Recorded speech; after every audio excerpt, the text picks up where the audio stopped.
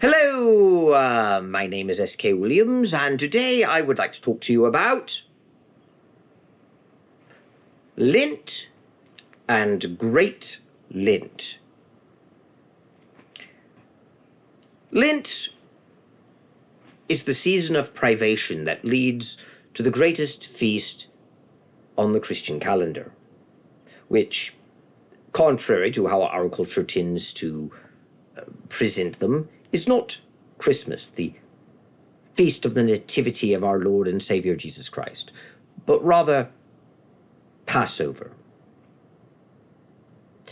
And I know calling it Passover sounds odd, since everyone knows, at least if we speak English, that the actual holiday's name is Easter. And it's even common knowledge that this was actually originally a pre-Christian pagan holiday dedicated to some sort of pagan thing, which, depending on who you ask, differs in detail. And that's because people don't really know the details of this pagan origin, they just think they do. Some would say it goes back to the goddess Ishtar, Ishtar's Day, Ishtar, Easter, while others take it to Eostre. And some would connect both of those and say Ishtar became Eostre, and that became Easter. And that's how they explain the bunnies and the eggs and the symbolism of Easter. It's all pre-Christian pagan.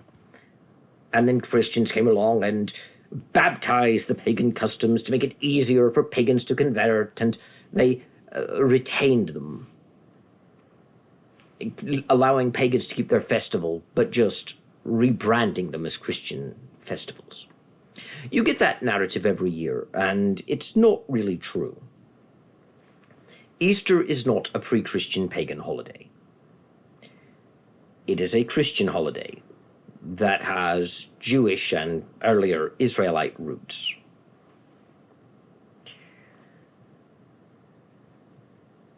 But the idea that it's pagan is one of those perennial things that you'll see anti-Christians as well as certain Christian groups bring up a lot. And to be fair, the idea of Easter or even Christmas being pagan does go back to the earliest days of the Protestant Reformation. It was not a position assumed by the earliest Protestants. It was not the position of Martin Luther, for example. And I don't think it was the position of Ulrich Zwingli. But you will find early Protestant literature from the 1500s onward describing certain things as pagan. And we'll often see people using those as proof that early Christians admitted that it was a pagan holiday. The problem with that is that until you get to the 19th century, or maybe the 18th century at the earliest,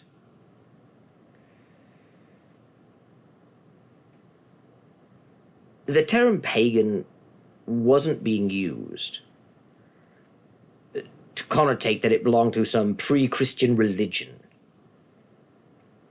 Rather, it was being used to denote something that was not sacred, that was profane, something common. And you can look up the word pagan in etymological dictionaries and look up how it was used.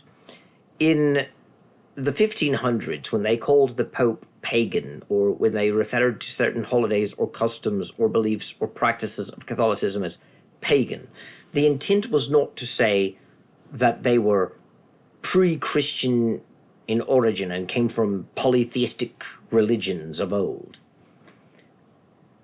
They were trying to convey how they were worldly and sinful, baser, that they had added them to the church. And it was being used in a very different way in the past. Of course, whenever I tell people this online, I get pushback and they say, oh, you're redefining words. And I'm not. I'm just trying to explain how the words were used historically. But a lot of people who criticize me are bigoted atheist psychopaths, so they're not really attempting to understand what it is that I'm saying, and they don't care about the evidence, even though they claim to. If you start presenting them evidence, they'll accuse you of doing the Gish Gallop, for example. They'll actually pretend each piece of evidence you're using to make your case is a totally separate, unrelated argument. And they're trying to win by attrition by throwing it out. And that sort of tactic is something you're used to if you deal with that sort of atheist. The never-ending criticism of religion is really just a never-ending criticism of Christianity.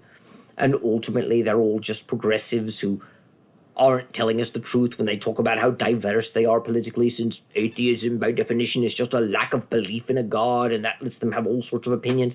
They all say the same things. And you can tell that. But therein lies the point. We don't live in a world which encourages critical thinking skills. We live in a world where we will often associate critical thinking with atheists and atheism, even though a lack of belief in a God does not equate to critical thinking. And I'm saying that using the modern definition of atheism as a lack of belief in a God. That's not really what atheism is in the real world, and it isn't the original definition. But we have to understand that atheists don't believe there is no God. They merely lack belief so that they can avoid the burden of proof. And if you tell them they actually do have the burden of proof and explain why, such as they call people delusional for believing in God, they refer to God himself as a delusion, and to be delusional means to believe something that is false even after having been shown evidence that your belief is incorrect. And how they refer to God as a fictional character, and fictional characters don't really exist, and they refer to God as a myth, obviously trying to say that he's no different than Zeus or Thor or Odin. In fact, they will outright say he's no different than Zeus, Thor, or Odin. He's no different than any of the other gods humans have created. Humans invent gods. Don't these other religions teach you that humans are good at inventing gods? Why do you think your God's any different? Well, they're obviously saying that God doesn't exist. They'll even outright state that God is imaginary. Well, if God is imaginary, then God doesn't exist. They'll call God people's imaginary friend. They'll demean people for believing in God. They'll even explicitly state, God does not exist. And yet we're not supposed to call them out on it.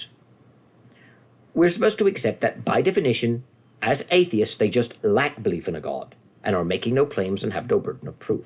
And if you say otherwise, that point to everything I just said, then you're being dishonest and shifting the burden of proof. After all, you said your God existed. Your God of your religion is the only one. But the atheist hasn't said anything. They just lack belief. But they have said something.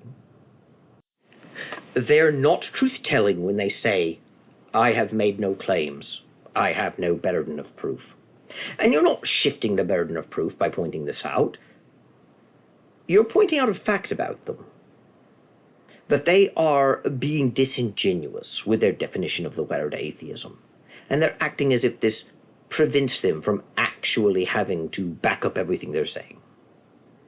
They want us to assume naturalism, materialism, that the supernatural doesn't exist. We just have a natural world and just a material world, and no gods exist, no angels, no spirits, nothing, no fairies. They're all fairy tales. They're all just garbage, and we should live in reality by focusing on the real world, which is purely material. And yet they can't prove that God doesn't exist. They can't even make a good argument for it. They can just declare that God doesn't exist and then insist they have made no claims and have no burden of proof. That's absurd. But it ties us into the themes of Lent. And if you notice at the beginning of this video, I talked about two things, Lent and Great Lent. In reality, they're the same thing. But for reasons I won't discuss in this video, but may in a future one,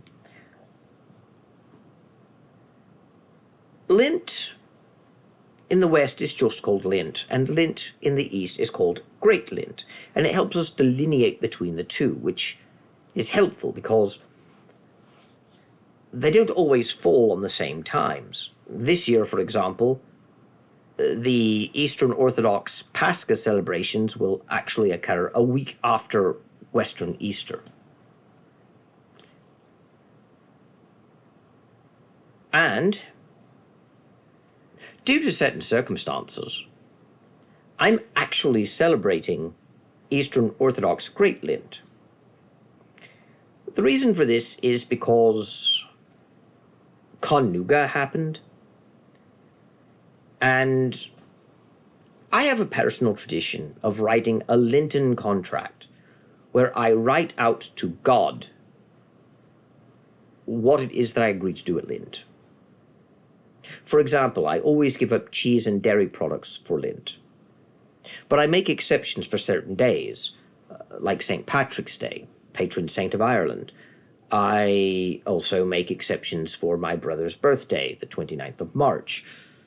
I am going to make a small exception for Commonwealth Day, because I believe the historical significance of the Commonwealth and the British Empire, it used to be Empire Day, is significant enough to celebrate and commemorate.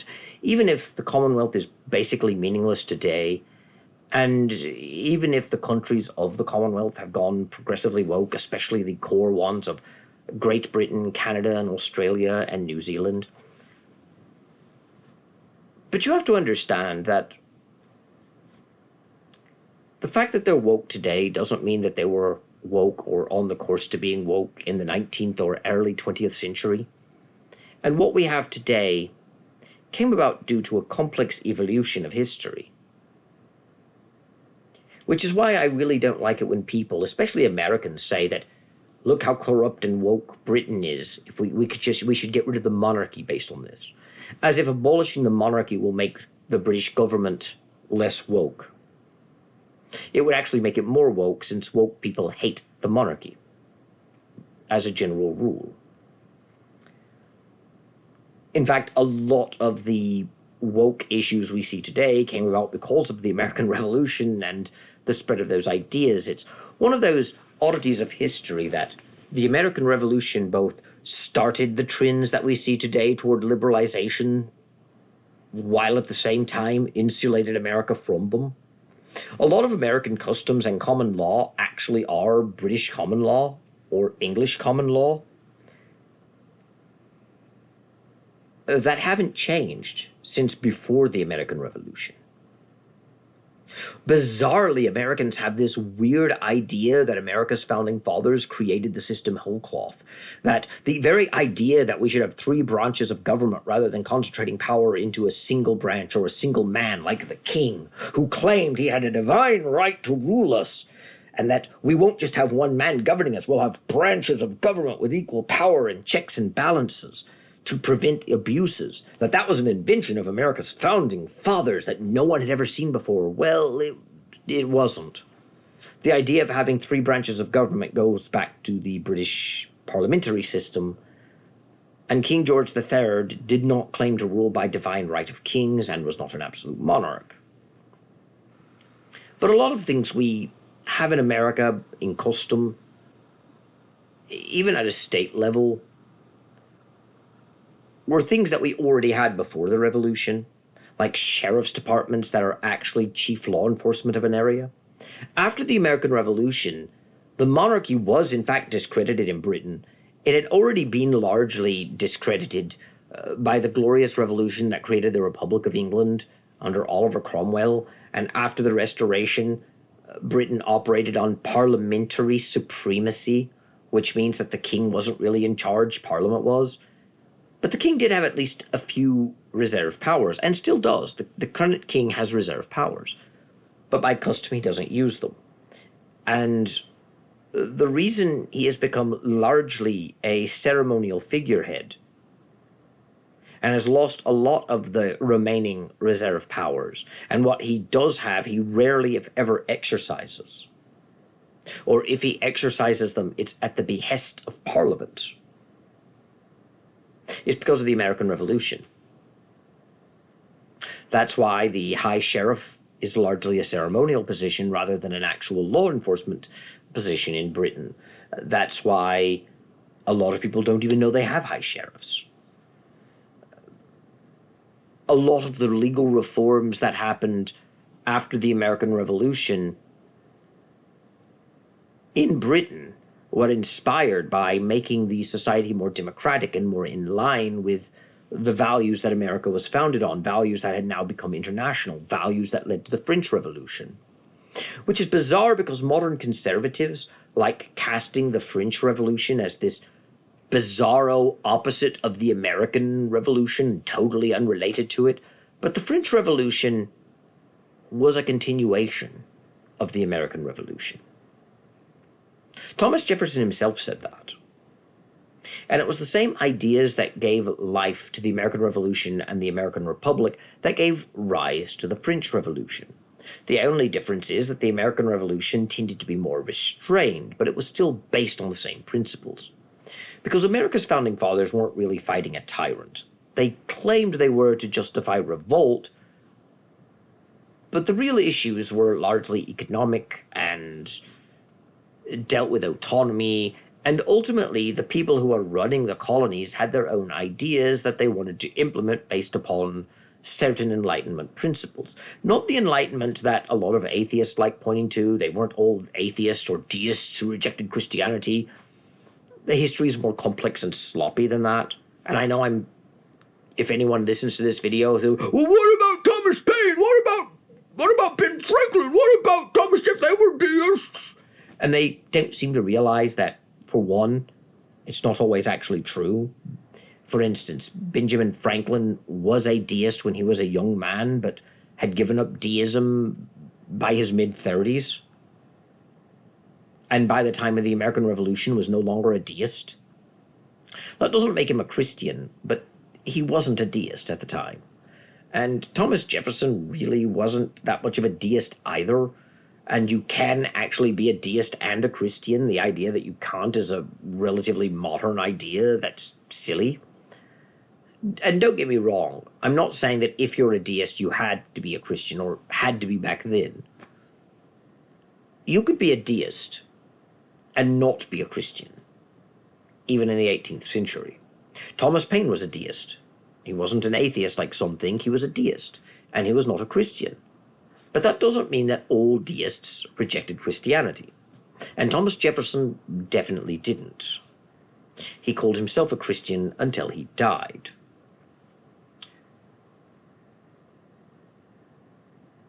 But when I talk about Enlightenment ideas here, I'm talking about the broader Enlightenment, not just that debate. And ultimately, the American Revolution legitimized the Enlightenment's idea of autonomous individual freedoms that were nevertheless somehow governed by a popular will in a centralized governmental state. The idea that law should be procedural and based upon common will and common consent. The idea that we should redefine the state as a corporate entity rather than as a mechanism that runs a group of people. The very idea of man as a blank slate that can be rewritten by his culture, or the idea that liberty means not being restrained by onerous restrictions on certain behaviors, the idea of separation of religion from government. These are all ideas that came out of the Enlightenment, that were given birth in the material world by the American Revolution, and ultimately spread from America abroad. They took root and grew in different ways and expressed themselves in different ways in different places. But without the American Revolution, we wouldn't have those ideas spreading. And modern Britain wouldn't be the woke nightmare that it is. Or at the very least, if it were a woke nightmare, the history that would get us there would have to be very different, and it would not have come from traditional monarchism.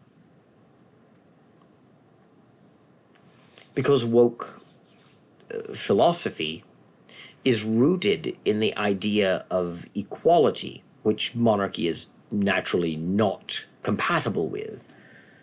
It is rooted in the idea that we should force equality and level everyone through compulsion and procedural laws.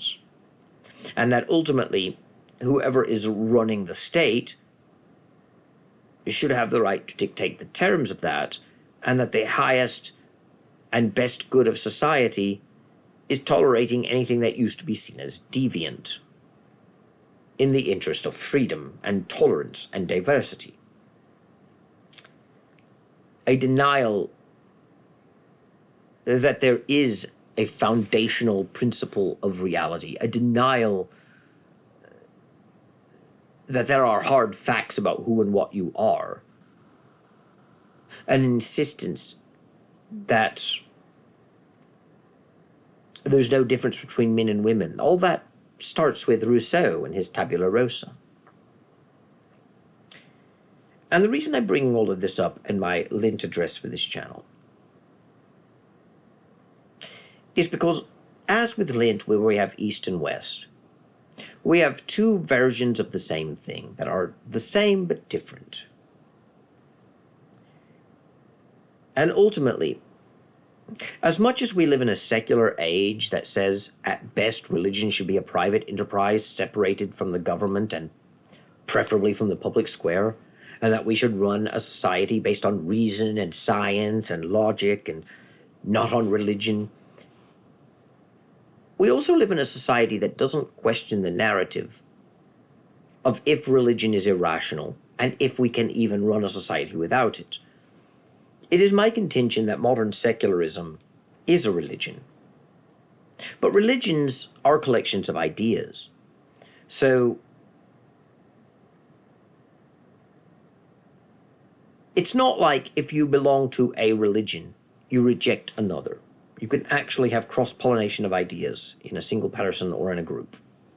And we know this because even conservatives will often mock liberal or woke churches, like a woman who wore a stole that had Planned Parenthood on it, or people wearing rainbow stoles, or a man who recently came out as transgender who was also a clergyman. I think he was Presbyterian, but he may have been Lutheran. I'm not certain. They'll decry these churches that do same-sex weddings. They'll decry these churches who give out pronoun pins and fly rainbow flags and promote progressivism. And our culture at large basically agrees with the conservatives here. Our secular culture understands Christianity as conservative, not liberal and not progressive. But the conservatives are often just as wrong as the woke people are on what Christianity originally teaches. And it's often because they are cross-pollinating these ideas. In America, for example, they will often infuse Christianity with their patriotic myths. America becomes this godly Christian ideal.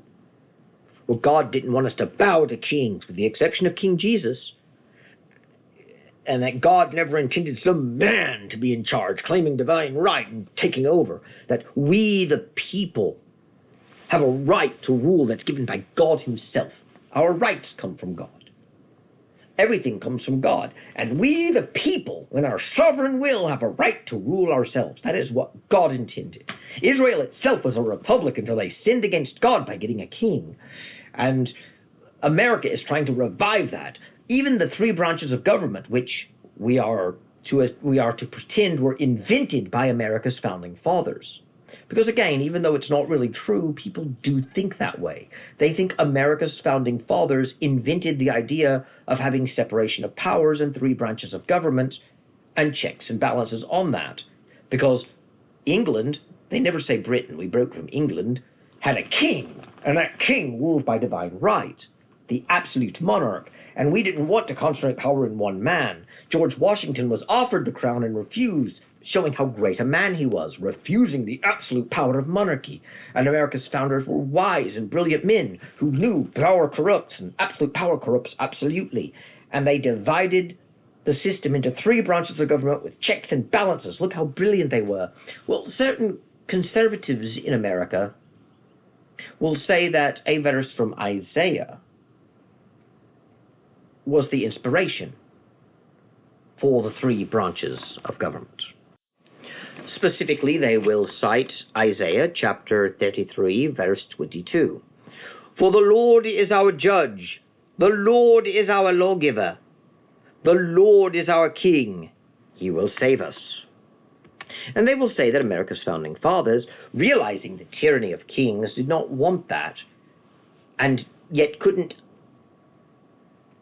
come up with exactly what sort of government they wanted.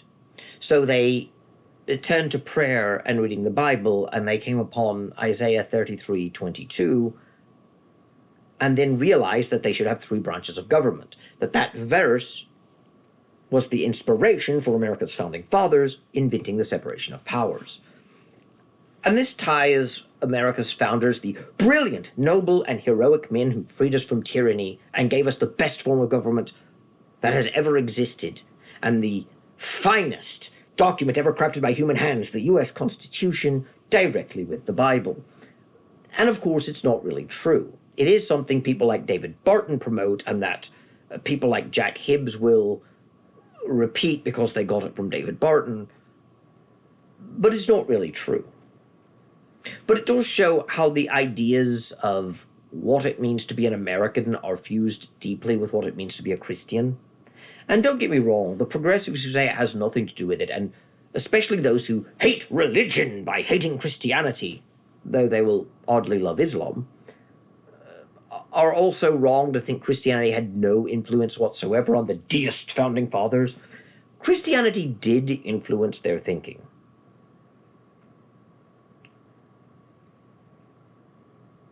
But it is wrong to assume that the principles on which America was founded are completely in line with the Bible and Christianity, and that to be a Christian means you must agree with them.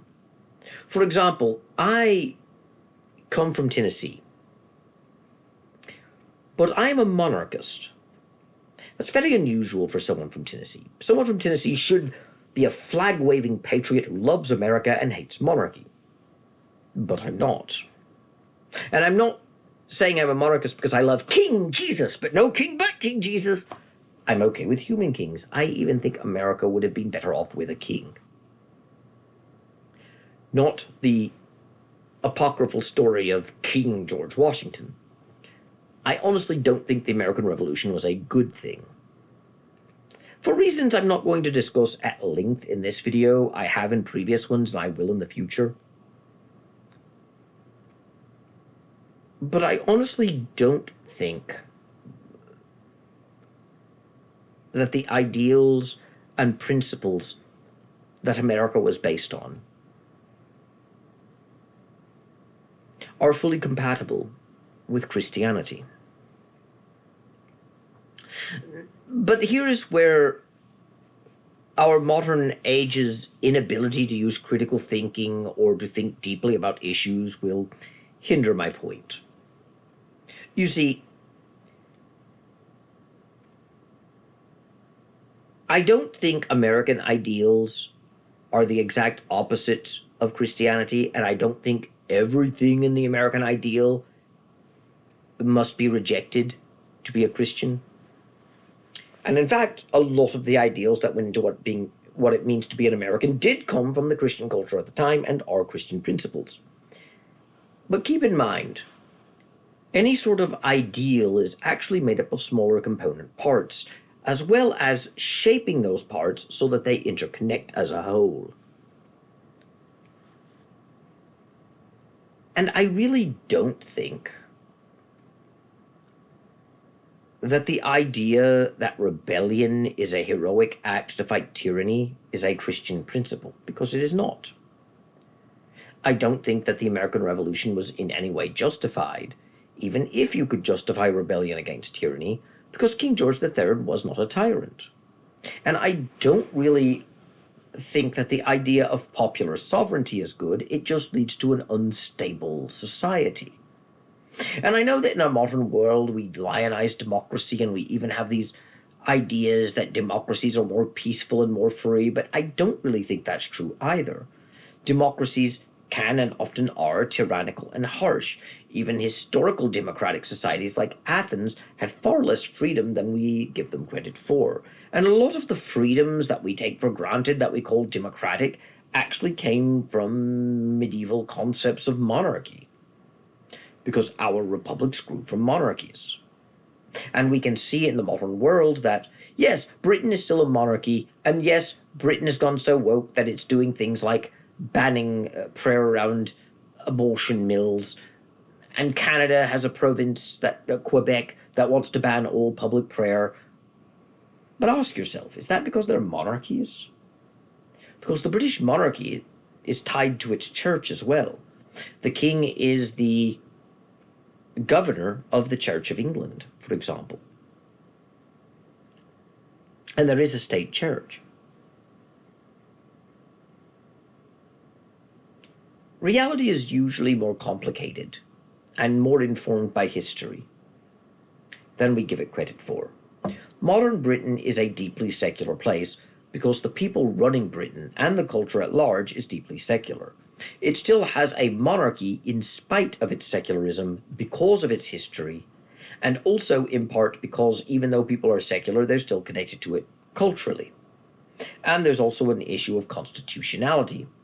It's very difficult to get rid of constitutional institutions, even without a written constitution.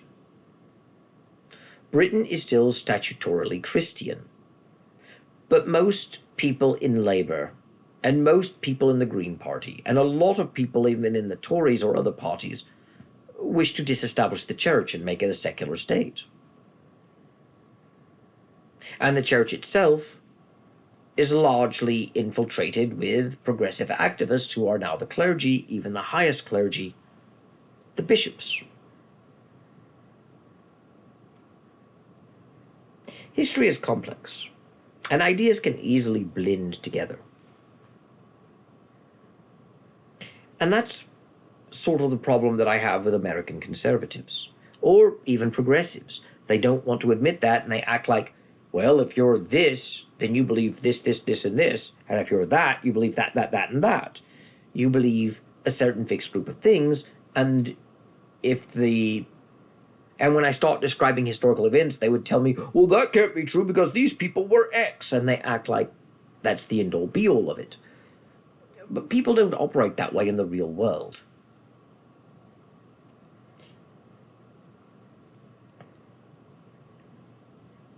And there's this bizarre duality where we know reality is more complex than that, but we refuse to admit that in other areas. That also highlights the duality that I'm highlighting between Lent and Great Lent. Lent and Great Lent have far more in common than differences, unlike what I'm describing in society.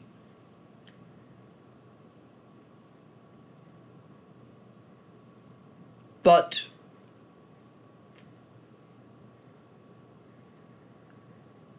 reality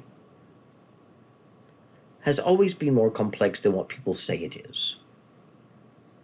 And we should always keep that in mind. I don't have much else to say, so I shall take my leave of you now. Keep in mind, you can always visit my other channel. You'll have better audio quality and more freedom on the videos and what I can say.